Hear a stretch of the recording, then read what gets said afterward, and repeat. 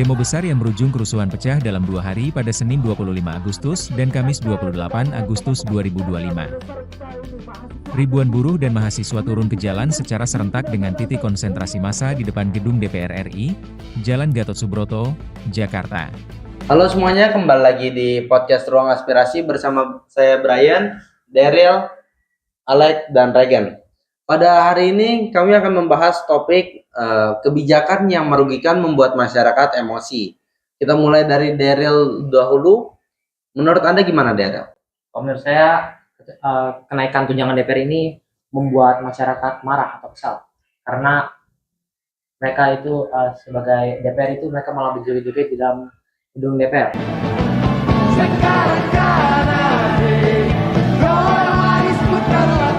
Beberapa masyarakat itu seperti masyarakat kecil sudah bekerja dengan keras hanya untuk membayar pajak, tapi pajaknya itu dan uangnya itu digunakan semena-mena oleh pemerintahan. Dan karena ada kenaikan tunjangan DPR ini muncullah masalah dari in-group dan out-group, di mana in-groupnya sebagai masyarakat atau rakyat biasa dan out-group sebagai pemerintah atau DPR. Dan ini membuat masalah dan mereka menganggap pemerintah adalah musuh mereka. Nah, di sini saya akan menambahkan bahwa puncak kemarahan publik itu juga disebabkan karena turunnya legitimasi dari pemerintahan itu sendiri. Nah, legitimasi itu adalah sebuah kepercayaan publik terhadap institusi. Jika legitimasi itu menurun, maka akan menyebabkan sebuah konflik yang sangat besar di antara masyarakat dan juga pemerintahan, serta adanya sifat partikularisme, artinya sifat yang mengutamakan kepentingan pribadi atau kelompok. Nah, di atas kepentingan yang lebih penting gitu. Ya, karena hal itu masyarakat membuat suatu aksi gerakan di mana mereka sebenarnya tidak sengaja melakukan sesuatu hal, tapi karena mereka berkumpul di satu tempat dan mereka akhirnya memiliki tujuan yang sama, disitulah mereka terbuat dan dinamakan massa. Dan massa itulah yang melakukan aksi demo. Kalau menurut Anda gimana, Lek? Kalau menurut saya, ini disebabkan karena adanya kesenjangan sosial dan ekonomi. Nah, di mana kebijakan tunjangan DPR ini, kalau dibandingkan dengan kondisi ekonomi Indonesia ataupun gaji-gaji masyarakat, itu sangat jauh sekali dibandingkan dengan apa yang didapatkan oleh para pejabat itu. Nah, sehingga dari keputusan itu terjadinya relative deprivation. Relative deprivation ini adalah suatu perasaan ketidakadilan di mana masyarakat tuh murka terhadap kebijakan tersebut. Nah, oleh karena itu pemerintah harus mengutamakan fair equity of opportunity. Nah, di mana masyarakat di sini berpartisipasi untuk menyampaikan pendapat-pendapat aspirasinya, di mana pemerintah harus mendengarkan aspirasi tersebut. Ya, saya setuju atau bisa disimpulkan sebagai public resentment, yaitu kondisi kemarahan publik terhadap situasi ketidakadilan. Seperti yang topik kami bahas, masyarakat merasa tidak adil sehingga membuat mereka marah. Demo menewaskan banyak korban, salah satu di antara 8 korban adalah Afan Kurniawan, seorang ojek online. Tadinya mau kabur tapi tertabrak mobil taktis Brimob. Bukannya bertanggung jawab, tetapi malah melarikan diri dan saat ini sedang diselidiki oleh polisi. Bagaimana pendapatmu, Regen? Ya, menurut saya anggota polisi yang menjadi tersangka tersebut harus bertanggung jawab tentunya atas kejadian tersebut dan juga perlakuan yang dia lakukan. Nah, minimal diberilah perawatan ataupun mengantarlah ke rumah sakit. Tidak hanya itu, anggota tersebut juga harus menerima sanksi yang setimpal yang diberikan oleh pihak pengadilan. Nah, tetapi menurut keterangan polisi menggunakan mobil taktis berikut tadi yang kacanya kurang jelas, yang tidak penglihatannya tidak sepenuhnya bisa lihat area mereka itu. Secara tidak langsung dia tidak melihat ada Avan di depan mobil mereka persis dan dia tidak tahu kalau ada Avan. Nah, saat itu dia hanya menjalankan tugasnya sebagai polisi. Karena jika dia tidak menjalankan tugasnya sebagai polisi, ia akan dipecat oleh atasannya sendiri. Oke, sebenarnya saya setuju dengan pendapat Anda, tapi perlu diketahui juga polisi telah melanggar hak asasi manusia, di mana polisi tersebut mencelakakan nyawa manusia. Nah, seharusnya polisi tersebut memberikan tumpangan seperti yang tadi Rega jelaskan, bisa memberikan perawatan untuk sementara dan juga mengantarkan ke rumah sakit. Nah, itu juga bisa. Ada satu buku yang berjudul Anarchy, State and Utopia, di mana ditulis oleh seorang bernama Robert Nozick, di mana ia mengatakan bahwa pemerintah atau pejabat negara seharusnya tidak menggunakan alat-alat negara untuk membungkam suara-suara rakyat. Nah, oleh karena itu Robert Nozick ini menjelaskan bahwa adanya sikap otoritarianisme di mana pemerintah menggunakan alat-alat negara seperti tadi mobil Brimob, tank ataupun bahkan TNI untuk membungkam aspirasi-aspirasi masyarakat. Oleh karena itu, kita harus menciptakan suatu kebijakan yang sangat positif, di mana suatu proses historical prosesnya itu bersifat adil. Nah, sehingga akan memberikan dampak end result yang sangat adil. Ya, demo sekarang berujung makin risuh. Kemarahan publik memuncak karena kehilangan seorang Afan, sehingga ada bergabungnya kelompok okupasional dari organisasi ojek online dan kelompok massa provokator yang membuat demo memuncak. Beberapa rumah pejabat seperti Sri Mulyani, Eko Patrio, Uya Kuya, dan Ahmad Saroni dijarah. Berikut tayangannya. Rumah anggota DPR RI Eko Patrio digeruduk massa pada Sabtu, 30. Ya, kalau menurut Anda gimana, Lek? Ya, seperti satu filosofi dari Jawa namanya Nrimo ing Pandum, di mana Nrimo ing Pandum ini adalah suatu kondisi di mana masyarakat kesal terhadap kebijakan pemerintah. Nah, contohnya nih, kakinya Daryl diinjek kalau kakinya Bejo.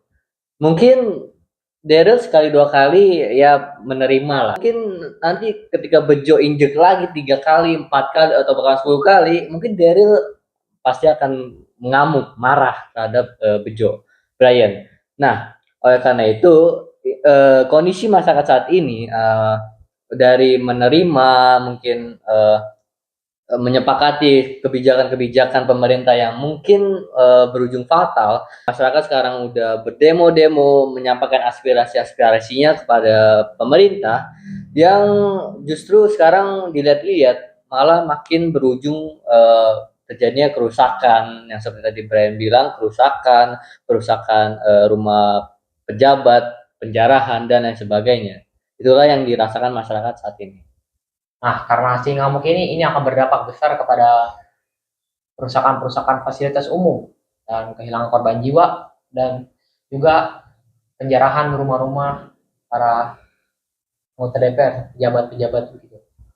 Peristiwa karena kekacauan kelompok informal ini yaitu para masyarakat oknum yang ke kelompok formal BEM UI, dan juga ini akan terjadi perubahan jika gerakan sosial. Ya, kita semua tahu mahasiswa mengajukan 17 tambah 8 tuntutan. Salah satu yang menarik untuk dibahas adalah tangkap adil dan proses hukum bagi aparat negara yang melakukan kekerasan. Bagaimana caranya jika pemerintah tidak mau melakukan hal tersebut? Bukan pemerintah atau bahkan pemerintah bisa saja melakukan aksi militer darurat, di mana pemerintah justru semakin berkuasa. Bagaimana menurut Anda, Lek? Ya, ada satu tokoh bernama Arendt, di mana ia memberikan satu istilah, Raison d'être. Artinya adalah politik adalah kebebasan, di mana masyarakat ini semua bisa berekspresi, memberikan pendapat-pendapatnya melalui media sosial ataupun secara langsung. Nah, tetapi kalau misalnya dilihat-lihat dari sekarang ini, pemerintah semakin hari semakin tidak mau mendengarkan aspirasi masyarakat. Nah, dari pemerintah tidak mau mendengarkan, sehingga terjadi namanya totalitarianisme, di mana totalitarianisme ini adalah suatu kebijakan pemerintah yang bersifat otoriter, yang sangat merugikan bagi masyarakat. Contohnya tadi kasus kerusakan fasilitas yang disebabkan para pendemo. Nah, itu karena mereka merasa bahwa pendapat-pendapat mereka itu dari dahulu tidak didengarkan oleh para pejabat. Oleh karena itu mereka melakukan kerusakan.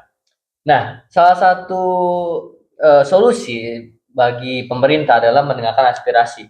Nah, kalau misal solusinya adalah darurat militer, yang paling penting adalah bagi masyarakat adalah bersatu, di mana bersatu melawan para pejabat yang korup yang merugikan masyarakat yang mungkin ekonominya sedang melemah.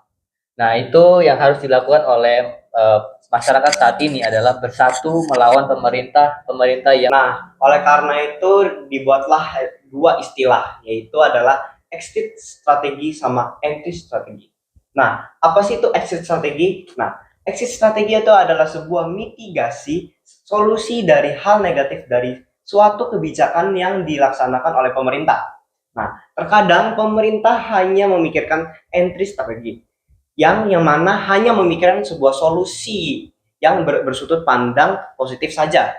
Nah, itulah yang disayangkan kalau pemerintah itu tidak melihat dari exit strateginya, yang dimana pemerintah tidak melihat dampak negatif ataupun sudut pandang negatif dari kebijakan yang disahkan oleh pemerintah itu sendiri. Nah, hal tersebut mendapatkan sebuah konflik tentunya kepada masyarakat dan juga pemerintah. Tidak hanya itu, masyarakat tentunya akan merasa terbebani oleh pemerintah itu dengan kebijakan pemerintah.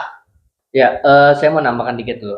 Untuk solusi exit strategi ini ya memang betul, di mana pemerintah harus memberikan solusi yang sangat terbaik. Nah, untuk keluarga Afan misalnya sebagai kelompok formal, di mana pemerintah harus sebagai kelompok sekunder memberikan bantuan, misalnya pendidikan kepada anak-anak keluarga Afan ataupun memberikan bantuan rumah. Ya, meskipun memang secara logika perbandingan solusi dari pemerintah dibandingkan nyawa yang hilang itu sangat amat jauh. Nah, oleh karena itu pemerintah harus juga memberikan solusi ke depan ya, bagaimana agarnya masalah ini tidak terjadi lagi. Nah, itu yang harus dilakukan pemerintah saat ini. Ya, saya setuju banget sih. Tapi pada akhirnya ya demo di Indonesia lahir dari keresahan masyarakat. Dari jalanan kita bisa belajar suara kecil bisa menjadi gempa yang besar. Tapi ingat, kekerasan itu hanya merusak. Dibandingin dialog yang bisa membuka jalan, ya kita harusnya jangan terlalu melakukan kekerasan. Demonstrasi bisa dilakukan secara damai. Demonstrasi akan hidup jika pemerintah mau mendengar dan rakyat mau menghargai atau menjaga martabat mereka. Karena pada akhirnya keadilan itu bukan hanya sebuah slogan ya, tetapi janji yang harus ditepati. Sekian dari kami, saya Brian pamit undur.